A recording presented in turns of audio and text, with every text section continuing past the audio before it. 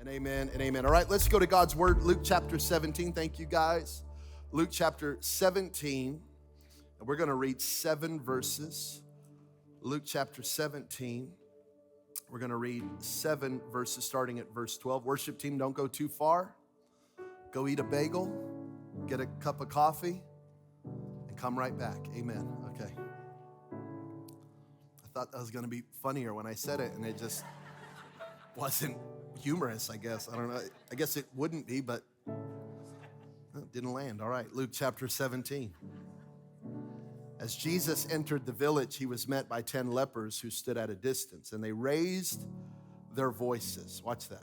They raised their voices and called out, "Jesus, Master, have mercy on us." When he saw them, he said to them, "Go and show yourself to the priest." And as they went, they were miraculously healed and made clean. One of them, when he saw that he was healed, turned back. Watch that.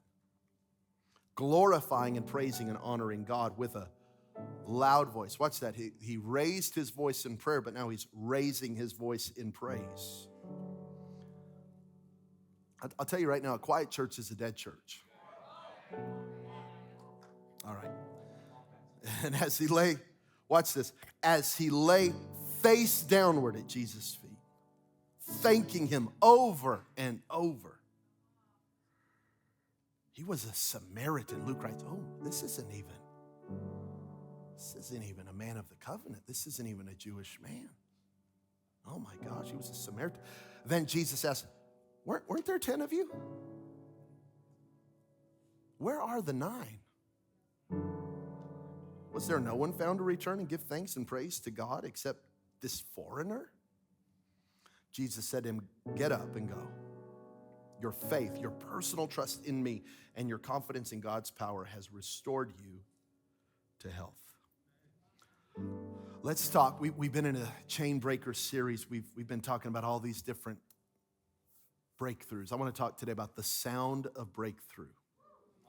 The sound of breakthrough. The sound of breakthrough. Look at your neighbor, whoever you like the most. Say, "You have a voice, use it." Tell them, "You have a voice, use it."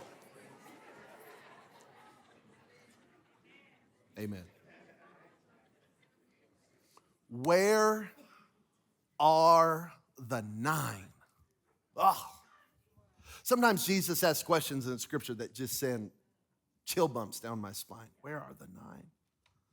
What a terrible, awful moment to have missed your opportunity to give God glory. Where are the 9? The Lord is not asking where are the 9 because he doesn't know. He is just so troubled by the lack of gratitude. It was this man's ability to keep coming back to Jesus that shaped his life. It was not his leprosy or his healing. It was his gratitude. It was not mountaintop or valley low. It was his gratitude. It was not a lot of money, little bit of money. It was his gratitude. It was not his ethnicity. It was his gratitude. It was not his upbringing. It was his gratitude. It was not his past. It was his gratitude. And with a loud voice. Isn't that amazing? Because in American church today, loud voice means you go to a black church or a Hispanic church. But he wasn't Mexican, Puerto Rican, Colombian, and he wasn't African American. And yet, with a loud voice, he thanked God. Yeah. And I was reminded of this again last week when I went to a Bruno Mars concert that was probably 90% white people. And boy, they turned up. And none of them stood there and went, "I'm not black, I'm not Hispanic. Jabin just gets fiery because he's a Mexican." With a loud voice, passion, There is a sound of breakthrough. Oh. And that sound of breakthrough is gratitude. Can I tell you that gratitude has a sound, it has a tone. Gratitude has a body posture. Gratitude has a facial expression. You can sense gratitude, see gratitude, hear gratitude. He expressed his gratitude with a loud voice. He expressed his gratitude by laying on his face before the Lord. This is called laying prostrate before God in humility. He expressed his gratitude by saying over and over and oh, does it take all that? Does it take all that? Well, it took all that for him. There was just something in him that just, I'm not about the sound of breakthrough. Let me just remind you that City Light has a sound.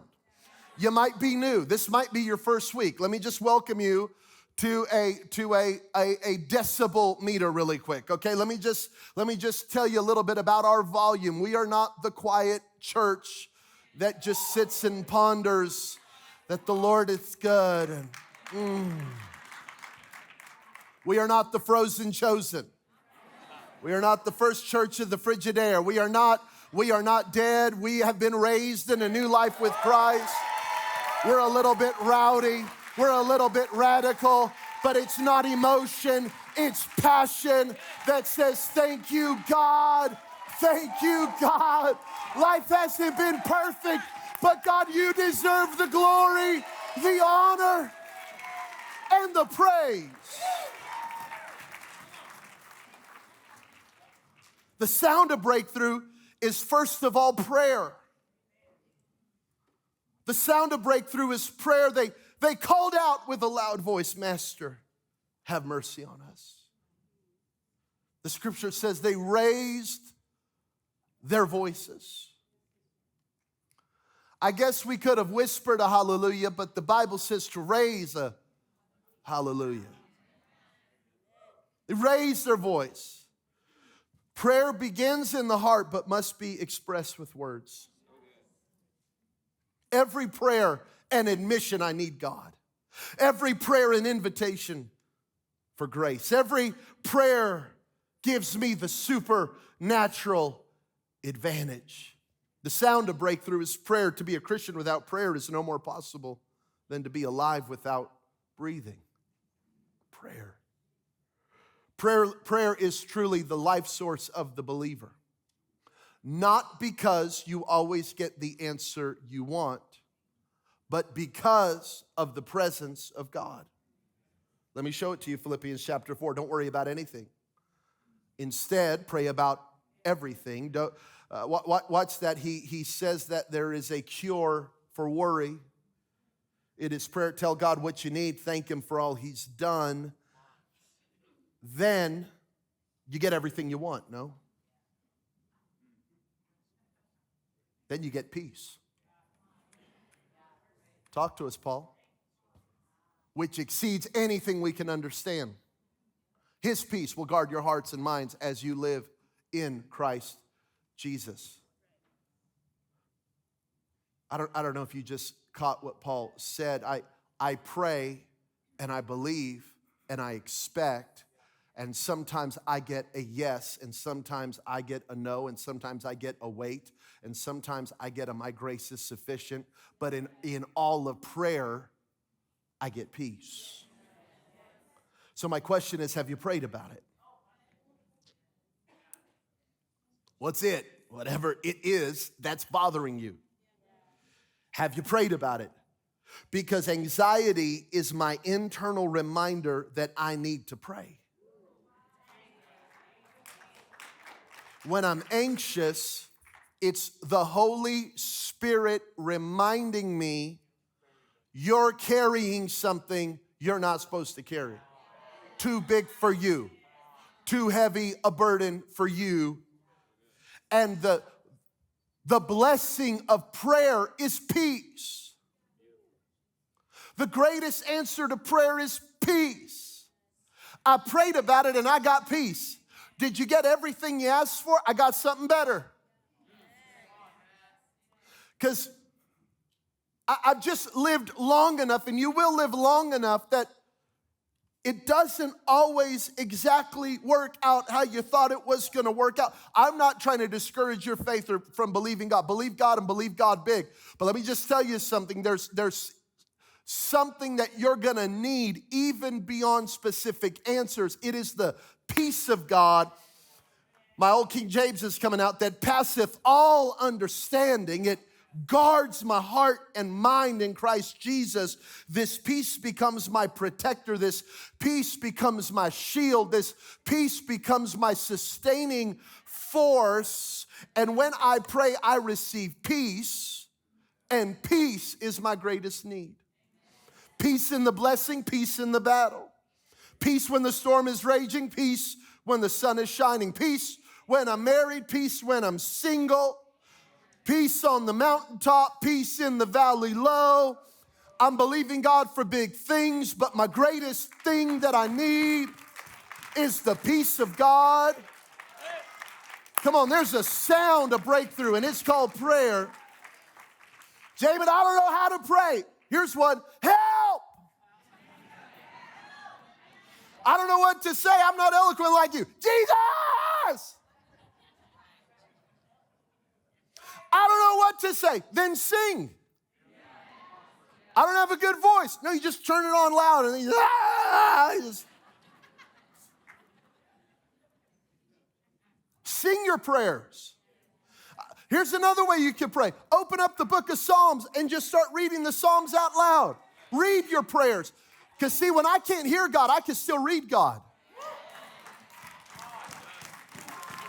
And when I don't know what to say to God, I can quote what other men and women have said to God. And God knows my heart. Quickly, when you pray, pray in the name of Jesus. That's your confidence. My confidence is in the name of Jesus, that I don't come to God in my own righteousness, my own character, my own strengths, my own holiness. I come in the name. I pray behind the rock that is Christ. And I pray in the name of Jesus.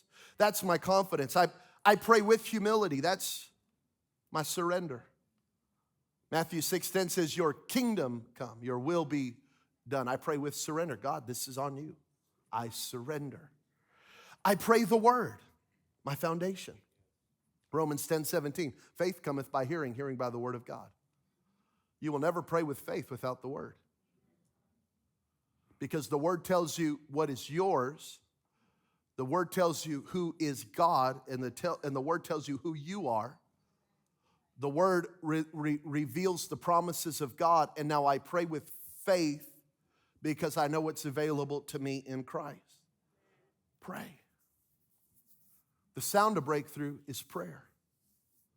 The sound of breakthrough is prayer. I'm telling you, we will become a praying church.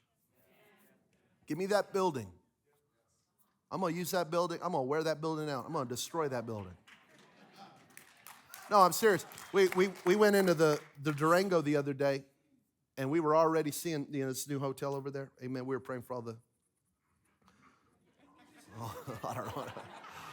No, we were there eating. We were at Prince Street Pizza. Amen. And we're in line, and we're just seeing the walls are just destroyed, and the corners are already smashed.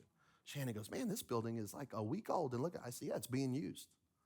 And I looked at her, I said, get ready. Oh, she said, say it ain't so. I said, oh, no. We're going to have Monday women's and Tuesday men's and Wednesday night prayer and Thursday night youth and Friday night young adults and Saturday morning fasting and Sunday church and 24. I'm gonna wear that building. I ain't spending $20 million to use it on Sunday. I'm telling you right now. We're going to use that building. Jesus said, my house will be called a house of prayer for all nations. Number two, the sound of breakthrough is praise. Praise. Praising and honoring God with a loud voice, verse 15 said. How do we praise God? We praise and honor him with a loud voice. Gratitude. Gratitude is the act of being thankful. I love this word gratitude. It means readiness to show appreciation. Psalm 100, verse 4. Enter with the password, thank you. This is the message. Make yourselves at home talking praise. Thank him. Worship him. Now, the older translations say, enter into his courts with thanksgiving, enter into his gates with praise, which means God has a protocol for his presence. You know, there's people over the years that won't come into worship, but they like the word. So they go, I'm just going to wait out here during the music. And then when Jabin starts preaching, I'll come in. And I go, well, you're not going to get anything because you didn't follow his protocol. You know, I want to meet the King of England, but I want to give him a fist bump. You know, you don't go to a king and bump him up. You don't give knuckles to a king. There's a protocol. They will tell you, if you were ever to go to Buckingham Palace, they would give you a protocol. You're going to do this, you're going to say this, you're not going to do this, you will not do this, you will not. If you've ever been to London, I've been there where the knights are on the horses. You touch that horse will bite you. It's awesome. Protocol.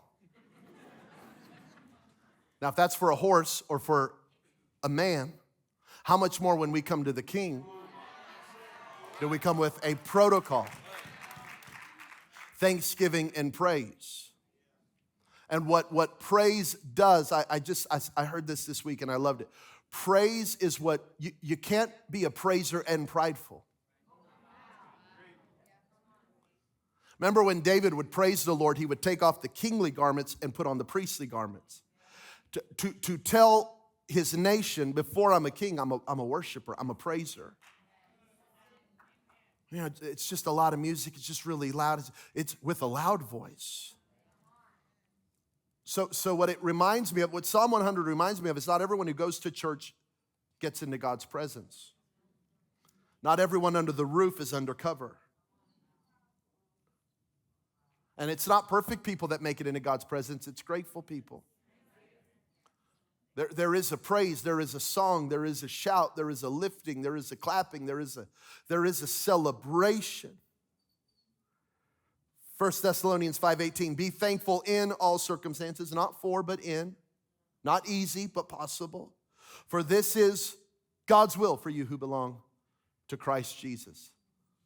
I am in the perfect will of God when I'm grateful. By the way, want to get out of the will of God quick? Lose your gratitude.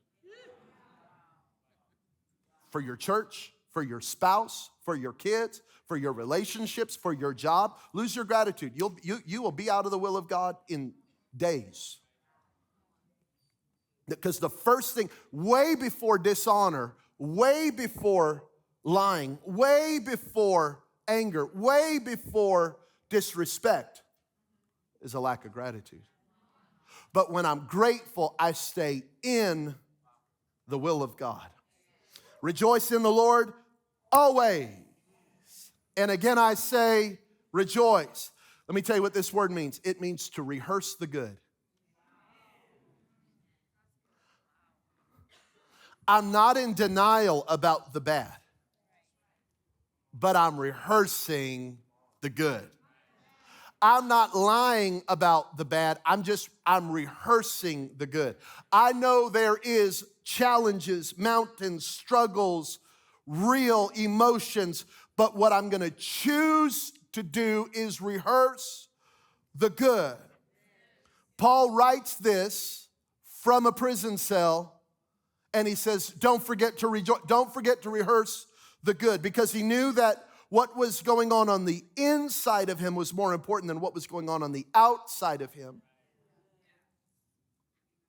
Rejoice. Rejoice. Rejoice. Indiana University recruited 43 subjects suffering from anxiety and depression. Half of this group were assigned a simple gratitude exercise, writing letters of thanks to people in their lives. 3 months later, all 43 underwent brain scans. The participants who completed the gratitude task months earlier not only reported feeling more gratitude 2 weeks after the task than members of the control group, but also months later, they showed more gratitude-related brain activity in the scanner. Now, this isn't the Bible. This isn't a preacher. This isn't Billy Graham. This is Indiana University. Y'all know what I'm saying? The result is interesting for neuroscientists, but it's also useful for the rest of us. It suggests that the more practice you give your brain at feeling and expressing gratitude, the more it adapts to this mindset. You could even think of your brain as having a sort of gratitude muscle that can be exercised and strengthened. So I've been playing golf for 3 years. I don't have 4 years coming up in May. I don't have a muscle memory yet. I don't have a muscle memory. So if I can't get out on the driving range, I'm terrified on the tee box because I don't have a muscle memory yet. I literally have to go to the driving range, and every time I go to the driving range, I have to remember how to get in the slot. Amen. How to hit to right field and close my hands. None of it comes naturally to me yet. And you have to practice it. In the same way, for a lot of you, gratitude just does not come natural. Because you haven't worked that muscle. Ooh. Did it get convicted in here? Is that what happened? Y'all got quiet. The more of an effort you make to feel gratitude, one day, the more the feeling will come to you spontaneously in the future. Did anyone just hear that? So you make the effort to feel it.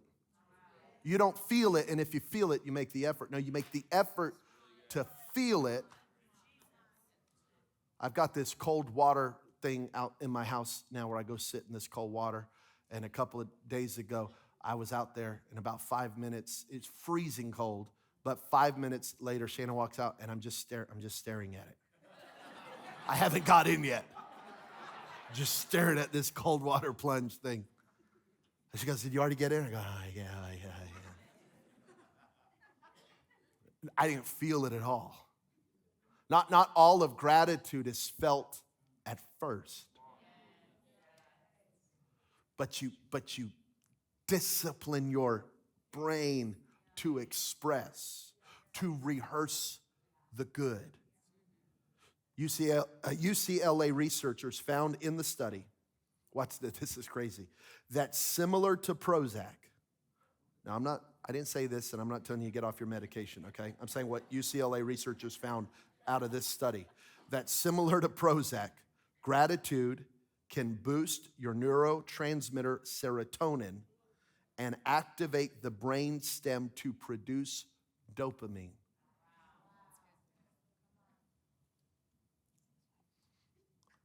With a loud voice. Thank you.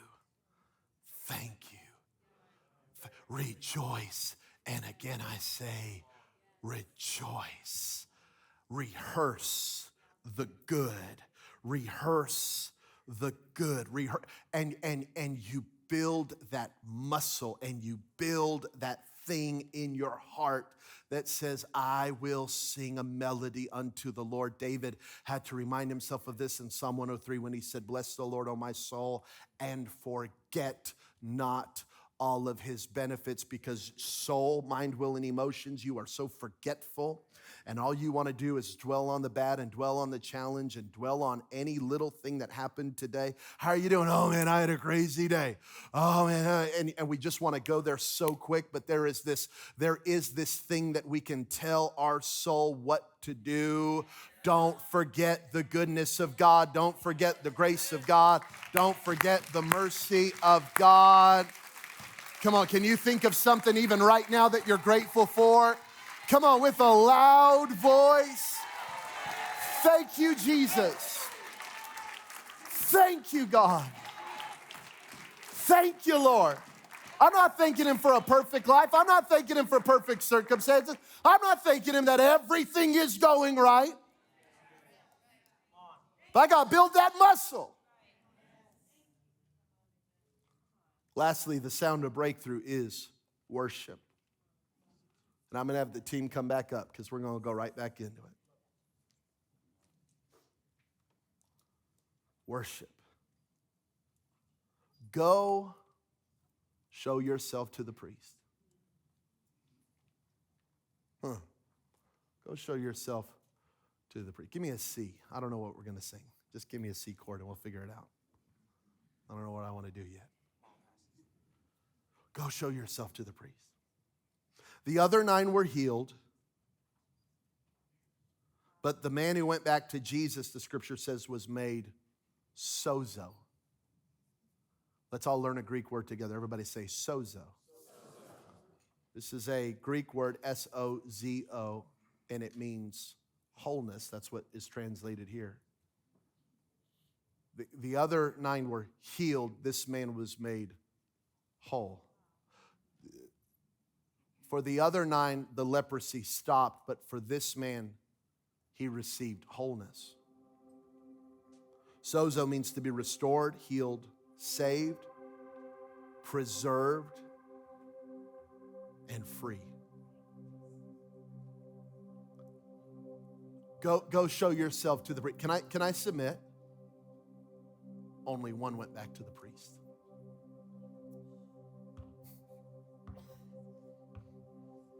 Only one went back to the one that could represent God to man and man to God. Only one went back to the priest. I'm not talking about a Old Testament man. I'm talking about the God man. I'm talking about your priest. I'm talking about what the scripture calls my great high priest. I'm talking about Hebrews 4:14. So then, since we have this great high priest who entered heaven, Jesus, the Son of God, let us hold firmly to what we believe. This high priest of ours understands our weakness, for he faced all the same testings we do, yet he did not sin. So let us come boldly to the throne of our gracious God. There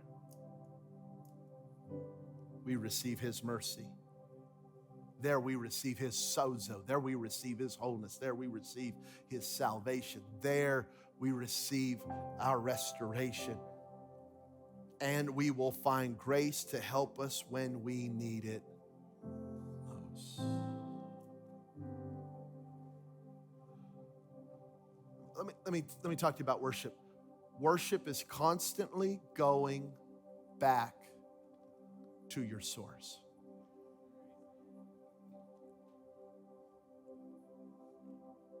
To stand in front of your great high priest.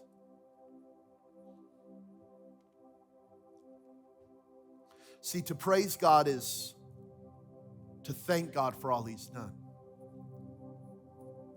But to worship God, to worship is to love God for who he is. Worship. Here's where we get that word worship. You ready? Worthship. Worthship. What is he worth to you? Is he worthy to you? Book of Revelation, they are wanting to open these scrolls, and the angel cries out, "Is anyone worthy?" And then they look and they see Jesus and they say, "He is worthy to open the scrolls." Only one. And in worship, I express his worth to me. What is Jesus worth to you? See, you're not really worshiping Jesus till it costs you something. Till it affects your daily life. Till it shapes how you see the world. Worthship.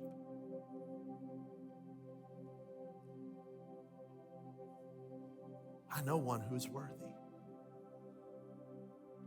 I know a great high priest who I can come boldly to. worship Him. So worship, they say, is not just a song, it's a lifestyle. That's right, but it is a song.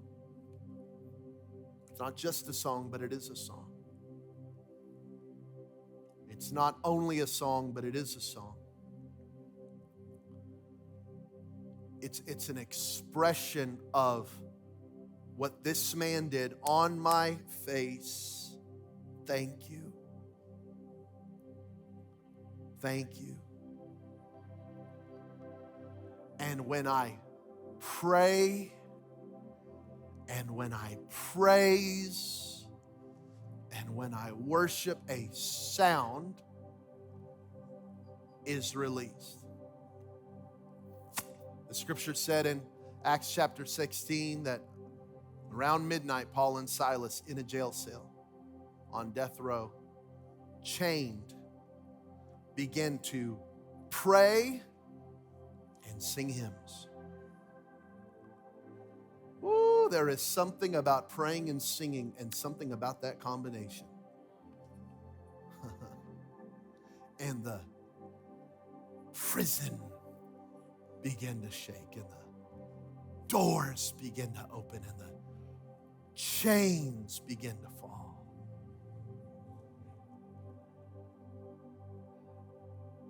But not only theirs, everyone. Because what the sound of breakthrough does is it creates an atmosphere of freedom. I remind you, in the Old Testament, there was a evil king named Saul. He became evil, who was tormented by demons. And he said, I need relief from my demons. Can I get an instrumentalist to play? Because when you play, my demons leave. Oh, man. Jabin, I'm tempted. Worship. My demons are calling me back. Worship. I feel like my life is over. Worship. I want to go back to that thing, that person. Worship.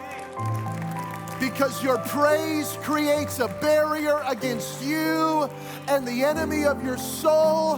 And as the song goes up and as the praises go up, the presence of God comes down.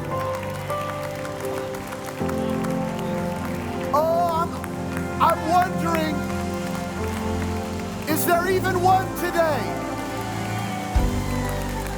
Oh, I'm talking, is there even one on every row that would say, God, I worship you, I praise you, I love you, Jesus. Only you are worthy. Come on, with your hands lifted all over the room, we worship you right there online, right there in that correctional facility. God, I worship you. God, I praise you. Oh, let the peace of God that passeth all understanding fall in this room. I worship you, Lord.